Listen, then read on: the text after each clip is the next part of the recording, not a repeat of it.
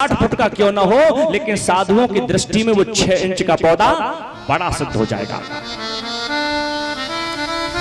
इसीलिए भैया परमात्मा का भक्त है तो फिर 1 साल का भी बड़ा है, और जिसने परमात्मा का नाम नहीं लिया वो 100 साल का होने के बाद भी छोटा का छोटा ही है। कोई मायने नहीं रखता आप कितना जिए हैं। और लिव फॉर लॉन्ग।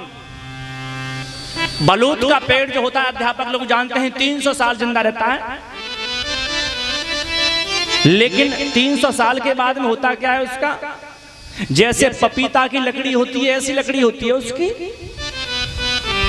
बलूत का पेड़ 300 साल धरती पर रहता है, विज्ञान कहती है इस बात को, लेकिन उसकी लकड़ी पपीता की लकड़ी ऐसी होती है, न चौखट बन सकती है न जंगला बन सकता है। अब 300 वर्ष रहा तो क्या फायदा। ज्यादा जिए हो कि कम जिए हो कोई मायने नहीं रखता है। शंकराचार्य बहुत कम जिए थे, लेकिन छोटी सी उम्र में विश्व पताका फहरा दी थी साहब। विवेकानंद ज्यादा नहीं जिए थे, लेकिन छोटी सी उम्र में सारा संसार जानता है। भगत सिंह, राजगुरु सुखदेव जी ज्यादा नहीं जिए, लेकिन सिर झुकाने का मन करता है। रात की धरती पर एक विद्वान हुए मंडन मिश्र, कौन नहीं जानता है उनको।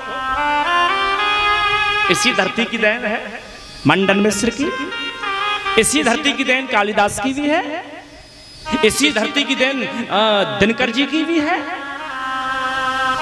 मंडन मिश्र साक्षात ब्रह्मा थे, उनकी पत्नी भारती साक्षात सरस्वती ही थी। शंकराचार्य सबको परास्त करते हुए इस धरती पर आए, तब मंडन मिश्र से सत्संग हुआ। हमसे ज्यादा आप जानते हो शंकराचार्य विश्व विजयी पताका फहरा चुके थे।